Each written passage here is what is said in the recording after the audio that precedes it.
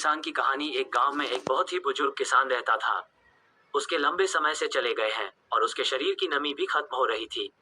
वो अपनी जमीन पर बहुत मेहनत से काम करता था, परंतु वृद्धावस्था के कारण उसका शरीर उसकी मर्जी के खिलाफ काम नहीं कर पा रहा था। उसके घर में उसकी पत्नी भी थी, जिसने उसके साथ 7 जन्मों की तपस्या की थी। दोनों एक दूसरे के साथ बहुत प्रेम करते थे और अपने जीवन के हर पल को साझा करते थे। एक बार बुजुर्ग किसान खेत में खुदाई कर रहा था, जब उसने खुदाई के दौरान एक बड़े से पत्थर को उखाड़ दिया। जब वो पत्थर उखाड़ता हुआ चला, तो उसने एक छोटे से छोटे चीज को देखा। वो एक बहुत ही प्यारा और सुंदर सा मनी ज्वेल था।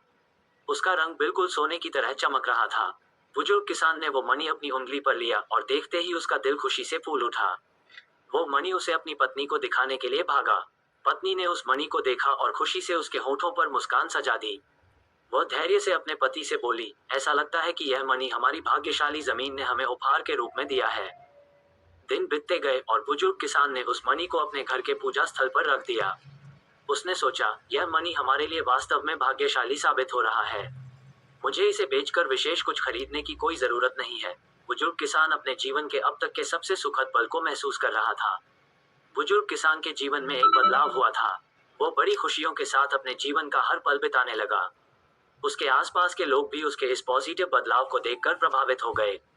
जिंदगी ने उस बुजुर्ग किसान को बहुत सीख दी। उसने समझा कि वास्तविक खुशी उसके अरमानों को पूरा करने में नहीं है, बल्कि उसके जीवन की सामान्य सी चीजों में है। वो जमीन, परिवार और अपनी पत्नी के साथ होने का सच्चा सुख महसूस कर रहा था।